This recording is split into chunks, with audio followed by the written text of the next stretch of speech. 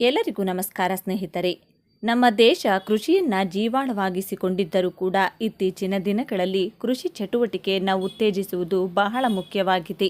ಯಾಕೆಂದರೆ ಸಾಮಾನ್ಯವಾಗಿ ಕೃಷಿ ಮಾಡುವವರ ಸಂಖ್ಯೆ ಕಡಿಮೆಯಾಗುತ್ತಿದೆ.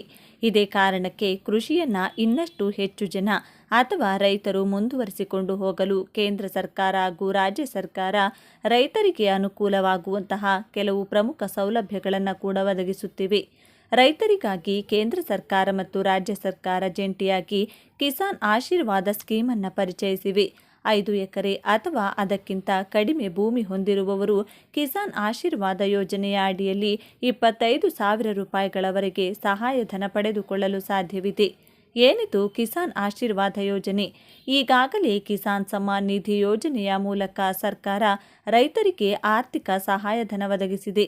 ಇದೀಗ ಕಿಸಾನ್ ಆಶೀರ್ವಾದ ಸ್ಕೀಮ್ ಜಾರಿಗೆ ತರಲಾಗಿದ್ದು, ಪ್ರತಿ ಎಕರೆಗೆ 5,000 ರೂಪಾಯಿಗಳಂತೆ 5 ಎಕರೆಗಿಂತ ಕಡಿಮೆ ಇರುವವರು ಸಹಾಯಧನ ಪಡೆಯಬಹುದು.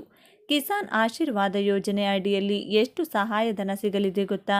1 ಎಕರೆ ಜಮೀನಿಗೆ 5,000 ರೂಪಾಯಿ, 2 ಎಕರೆ ಜಮೀನಿಗೆ 10,000 ರೂಪಾಯಿ, 3 ಎಕರೆ ಜಮೀನಿಗೆ 15,000 ರೂಪಾಯಿ, 4 ಎಕರೆ ಜಮೀನಿಗೆ 20,000 ರೂಪಾಯಿ, 5 ಎಕರೆ ಜಮೀನಿಗೆ 25,000 ರೂಪಾಯಿ ಪಡೆಯಬಹುದು. ರೈತರಿಗೆ ಪಿಎಂ ಕಿಸಾನ್ ಸಮ್ಮಾನ್ ನಿಧಿ ಯೋಜನೆಯ ಅಡಿಯಲ್ಲಿ ಪ್ರತಿ ವರ್ಷ 6,000 ರೂಪಾಯಿ ಸಿಗುತ್ತದೆ. ಇದಕ್ಕೆ 25,000 ರೂಪಾಯಿಗಳ ಆಶೀರ್ವಾದ ಯೋಜನೆಯ ಸಹಾಯಧನವು ಸೇರಿದರೆ ಪ್ರತಿ ವರ್ಷ 31,000 ರೂಪಾಯಿಗಳನ್ನು ಸರ್ಕಾರದಿಂದ ರೈತರು ಪಡೆದುಕೊಳ್ಳಲು ಸಾಧ್ಯವಾಗುತ್ತದೆ.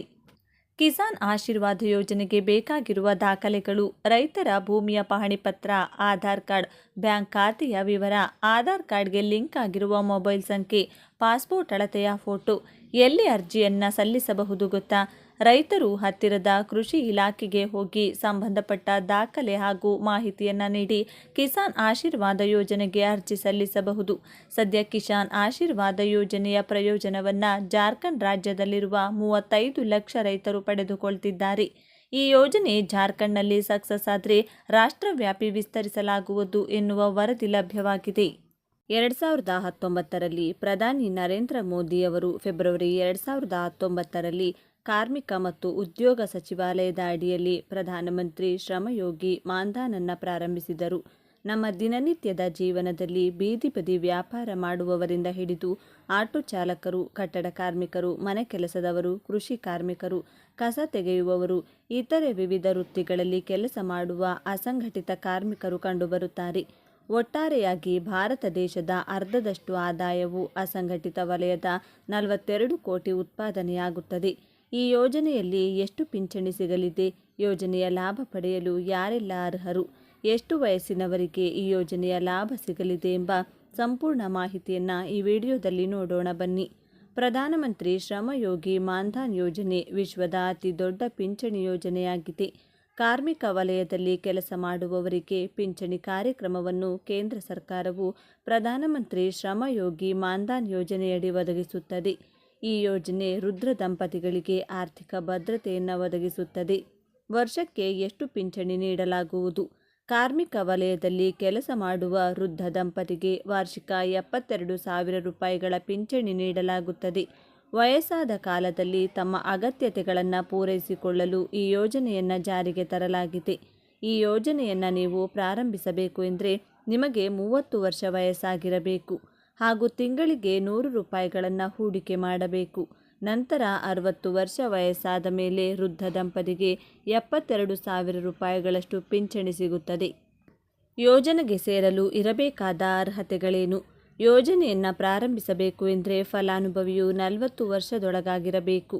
ಅವನ ಮಾಸಿಕ ಆದಾಯ 15,000 ರೂಪಾಯಿ ಅಥವಾ ಅದಕ್ಕಿಂತ ಕಡಿಮೆ ಇರಬೇಕು. ಸಂಘಟಿತ ವಲಯದ ಕಾರ್ಮಿಕರಾಗಿರಬಾರದು ಹಾಗೂ ಇಎಸ್ಐ ಅಥವಾ ಪಿಎಫ್ ಅಥವಾ ಎನ್ಪಿಎಸ್ ಯೋಜನೆಗೆ ಒಳಪಟ್ಟಿರಬಾರದು. ಯಾವುದೇ ರೀತಿಯ ಆದಾಯ ತೆರಿಗೆಗಳನ್ನು ಪಾವತಿಸುತ್ತಿರಬಾರದು. ಈ ಯೋಜನೆಯಿಂದ ಸಿಗುವ ಸೌಲಭ್ಯಗಳೇನು? ಚಂದಾದಾರರಾಗಿ 60 ವರ್ಷ ತುಂಬಿದ ನಂತರ ತಿಂಗಳಿಗೆ 3,000 ರೂಪಾಯಿಗಳ ಖಾತರಿ ಪಿಂಚಣಿಯನ್ನು ಪಡೆದುಕೊಳ್ಳುತ್ತಾರೆ. ಪಿಂಚಣಿ ಆರಂಭಗೊಂಡ ನಂತರ ಚಂದಾದಾರರು ಮೃತಪಟ್ಟಲ್ಲಿ ಅವರ ಪತ್ನಿ ಅಥವಾ ಪತಿ ಪಿಂಚಣಿಯ 50% ಪಿಂಚಣಿಯನ್ನು ಪಡೆಯಲು ಅರ್ಹರಾಗಿರುತ್ತಾರೆ. ಯೋಜನೆ ನೋಂದಣಿ ವಿಧಾನಗಳು: ಅರ್ಹ ಫಲಾನುಭವಿಗಳು ಹತ್ತಿರದ ಸಾಮಾನ್ಯ ಸೇವಾ ಕೇಂದ್ರಗಳಲ್ಲಿ ಯೋಜನೆಯಡಿ ನೋಂದಾಯಿಸಬಹುದಾಗಿರುತ್ತದೆ.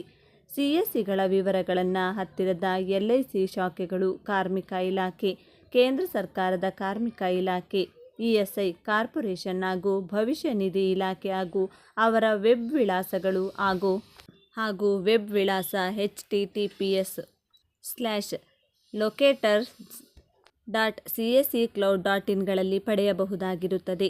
ಆಧಾರ್ ಕಾರ್ಡ್, ಬ್ಯಾಂಕ್ ಖಾತೆ, IFSC ಕೋಡ್ ವಿವರಗಳೊಂದಿಗೆ ಮತ್ತು ಮೊಬೈಲ್ನೊಂದಿಗೆ ಕಾಮನ್ ಸರ್ವಿಸ್ ಸೆಂಟರ್ಗಳಿಗೆ ತೆರಳುವುದು. ಅನುಬಂಧದಲ್ಲಿ ತಿಳಿಸಿರುವಂತೆ ವಯಸ್ಸಿಗನುಗುಣವಾಗಿ ಆರಂಭಿಕ ವಂತಿಗೆಯನ್ನು ನಗದು ರೂಪದಲ್ಲಿ ಪಾವತಿಸಲು ತೆರಳುವುದು. ತದನಂತರ ಮಾಸಿಕ ವಂತಿಗೆಯನ್ನು ಅವರ ಖಾತೆಯಿಂದ ಆಟೋ ಡೆಬಿಟ್ ಮಾಡಲಾಗುವುದು. ಆಹಾರ ಸಚಿವ KH ಮುನಿಯಪ್ಪ ಅವರು ಕರ್ನಾಟಕ ರಾಜ್ಯದಲ್ಲಿ ಪಡಿತರ ವ್ಯವಸ್ಥೆಯಲ್ಲಿ ನೂತನ ಬದಲಾವಣೆಗೆ ಚಿಂತನೆ ನಡೆಸಿರುವುದಾಗಿ ಘೋಷಿಸಿದ್ದಾರೆ. ಪಡಿತರ ಚೀಟಿದಾರರಿಗೆ ಹಣವನ್ನು ನೇರವಾಗಿ ನೀಡುವ ಪ್ರಸ್ತುತ ಪದ್ಧತಿಗೆ ಬದಲಾಗಿ ಅಡುಗೆ ಎಣ್ಣೆ, ಸಕ್ಕರೆ ಮತ್ತು ಬೇಳೆ ಸೇರಿದಂತೆ ಅವಶ್ಯಕ ಸಾಮಾನುಗಳನ್ನು ಪೂರೈಸುವ ವ್ಯವಸ್ಥೆಯನ್ನು ಮುಂದಿಟ್ಟು ಚರ್ಚೆ ನಡೆಯುತ್ತಿದೆ. ಈ ಕ್ರಮ ಚೀಟಿದಾರರ ನಿರ್ವಹಣಾ ಚಟುವಟಿಕೆಗಳಲ್ಲಿ ವ್ಯಾವಹಾರಿಕ ಅನುಕೂಲತೆ ತರುವ ನಿಟ್ಟಿನಲ್ಲಿ ಯೋಜನೆಗೆ ಬಂದಿದ್ದು, ಬಾಕಿ ಇರುವ ಹಣವನ್ನು ವಾರದ ಒಳಗೆ ವಿತರಣೆಯಾಗಿ ನೀಡುವ ಭರವಸೆ ನೀಡಿದ್ದಾರೆ. ರಾಷ್ಟ್ರೀಯ ಮತ್ತು ರಾಜ್ಯ ಮಟ್ಟದ ನೀತಿ ಸಂಪರ್ಕ. ಕೇಂದ್ರ ಸರ್ಕಾರದ ಕನಿಷ್ಠ ಬೆಂಬಲ ಬೆಲೆ ಯೋಜನೆಯಡಿ ರಾಜ್ಯದ ರೈತರಿಂದ 20 ಅಥವಾ 25 ಕ್ವಿಂಟಾಲ್ ರಾಗಿ ಖರೀದಿಗೆ ಮಿತಿಯನ್ನು ನಿಗದಿಪಡಿಸುವ ಸಾಧ್ಯತೆ ಇದೆ. ಕರ್ನಾಟಕದಲ್ಲಿ ಈ ಬದಲಾವಣೆ ರೈತರಿಗೆ ಬೆಂಬಲದ ಜೊತೆಗೆ ಪಡಿತರ ವ್ಯವಸ್ಥೆಯ ಸತತತೆಯನ್ನು ಖಚಿತಪಡಿಸಲು ದಾರಿದೀಪವಾಗಿದೆ. ರಾಜ್ಯ ಸರ್ಕಾರದ ಪ್ರಕಾರ ಕೇಂದ್ರವು 8 ಲಕ್ಷ ಮೆಟ್ರಿಕ್ ಟನ್ ರಾಗಿ ಖರೀದಿಸಲು ಸೂಚಿಸಿದೆ. ಆದರೆ ರಾಜ್ಯಕ್ಕೆ ಪಡಿತರ ವ್ಯವಸ್ಥೆಯಲ್ಲಿ 4.5 ಲಕ್ಷ ಮೆಟ್ರಿಕ್ ಟನ್ ರಾಗಿಯ ಅಗತ್ಯವಿದೆ. ಈ ಅಂಶ ರಾಜ್ಯ ಮತ್ತು ಕೇಂದ್ರದ ಉಭಯ ಸರ್ಕಾರಗಳ ಸಹಭಾಗಿತ್ವವನ್ನು ಬೆಳಕು ಹಾಕುತ್ತದೆ. ಪಾಲಿಸಿಯ ಅವಶ್ಯಕತೆ. ಬಡವರ ಭರವಸೆ, ರೈತರ ಬೆಂಬಲ. ಹಣವನ್ನು ನೇರವಾಗಿ ನೀಡುವ ಪದ್ಧತಿಯ ಹಿಂದಿನ ಉದ್ದೇಶ ಪಡಿತರ ಚೀಟಿದಾರರಿಗೆ ಆಯ್ಕೆಯ ಸ್ವಾತಂತ್ರ್ಯ ನೀಡುವುದು. ಅಷ್ಟೇ ಅಲ್ಲದೆ ಅಗತ್ಯ ಸಾಮಾನುಗಳ ಪೂರೈಕೆ, ನಿಯಂತ್ರಿತ ಸರಬರಾಜು ಮತ್ತು ಜಾಲತಾಣದ ಶ್ರೇಷ್ಠತೆಗೆ ಸಹಾಯ ಮಾಡುತ್ತದೆ. ಈ ಬದಲಾವಣೆ ರೈತರಿಂದ ಸ್ಥಳೀಯವಾಗಿ ಬೆಳೆಯುವ ಉತ್ಪನ್ನಗಳ ಖರೀದಿಗೆ ಪ್ರೋತ್ಸಾಹ ನೀಡುತ್ತದೆ. ಸಮಾಲೋಚನೆ. ಆರ್ಥಿಕ ಹೊಣೆ. ರಾಜ್ಯ ಸರ್ಕಾರಕ್ಕೆ ಸರಬರಾಜು ವ್ಯವಸ್ಥೆ ಮತ್ತು ಮೇಲ್ವಿಚಾರಣೆ ಮಾಡುವುದು ಅನುಶಾಸನಾತ್ಮಕ ಸವಾಲಾಗಿದೆ. ಪೂರೈಕೆಯ ಗುಣಮಟ್ಟ. ಅಡುಗೆ ಎಣ್ಣೆ, ಸಕ್ಕರೆ ಮತ್ತು ಬೇಳೆಯ ಗುಣಮಟ್ಟವು ಅವುಗಳ ನಿಯಂತ್ರಣದಿಂದ ಹಿಡಿದು ಸರಬರಾಜುದಾರರ ಪ್ರಾಮಾಣಿಕತೆಯವರೆಗೆ ತೀವ್ರ ಗಮನಾರ್ಹವಾಗಿದೆ. ರಾಜಕೀಯ ಮತ್ತು ರೈತ ಸಂಪರ್ಕ. ಸ್ಥಳೀಯ ಉತ್ಪಾದನೆಗಳನ್ನು ಬಲಪಡಿಸುವ ಮೂಲಕ ರೈತರ ಬೇಡಿಕೆಗಳಿಗೆ ಉತ್ತೇಜನ ನೀಡಲು ಸಹಕಾರಿಯಾಗುವ ಸಾಧ್ಯತೆ ಇದೆ. ಈ ನಿಟ್ಟಿನಲ್ಲಿ ಸರ್ಕಾರವು ಪಡಿತರ ಚೀಟಿದಾರರು ಮತ್ತು ರೈತ ಸಮುದಾಯದ ಮಧ್ಯೆ ಸಮತೋಲನ ಸಾಧಿಸಲು ಬದ್ಧವಾಗಿದೆ. ಸಮುದಾಯ ಮಟ್ಟದಲ್ಲಿ ಉಪಯುಕ್ತ ಆರ್ಥಿಕ ಮತ್ತು ಸಾಮಾಜಿಕ ಪರಿಣಾಮಗಳನ್ನು ತಡೆಯಲು ನಿಖರವಾದ ಅಳತೆ, ಸಮನ್ವಯ ಮತ್ತು ಹೊಣೆಗಾರಿಕೆಯನ್ನು ಕಟ್ಟುಪಡಿ ಮಾಡುವುದು ಅಗತ್ಯ.